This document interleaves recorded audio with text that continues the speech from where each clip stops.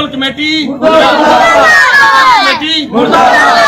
Committee CO municipal committee CO Rizwan Hanif आपकी गली का, आपके मोहल्ले का ये हाल है तो बकाया ये कमेटी रिजवान के इशारे से चल रही है। नाजरीन, मैं हूं आपका भाई यासर अली जवेद। एक अवामी इशू के साथ मैं आपकी खिदमत में हाजिर हूं।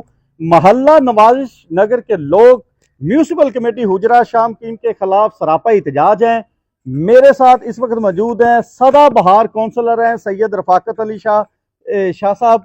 वो अहले मोहल्ला के साथ सरापा एहतजाज हैं। आइए उनसे जानते हैं कि उनका क्या इशू है।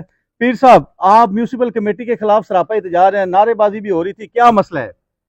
जनाब, पहले रोजे तो लैके हुण तिकर मैं डेली इन्हों फोन ते भी कमेटी जाके भी मैं आख्या भी आ महला तीन स्कूल ने साढ़े सामने बच्चियां दे और बच्चे लंघन तो भी तंग ने, कई विच बंदे डिग सट्टा भी आ गई ने। डेली मैं जाके गल ये शिकायत मैं पीर साहब अगे भी की। आप तो मिनिस्टर साहब के काफी करीब समझे जाते हैं। आपकी गली का, आपके मोहल्ले का ये हाल है तो बकाया लोगों का क्या होगा? तमाम शहर में पानी खड़ा है। ये हमारी गली के सिवा और भी कई गलियां ऐसी हैं जहां पानी खड़ा हुआ है। ये अब तंग आकर हमने ये एहतजाज किया है डेली।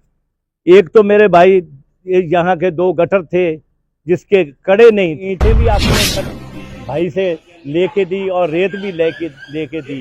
2-3 दिन के बाद वो कड़े भी उठा के ले गए। आपको मिनिस्टर साहब ने म्यूनसिपल कमेटी हुजरा शाम कीम का इंचार्ज बनाया था, क्या आप भी अभी भी तक भी इंचार्ज हैं?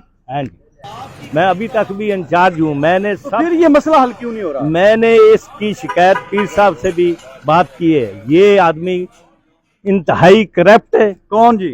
सीओ।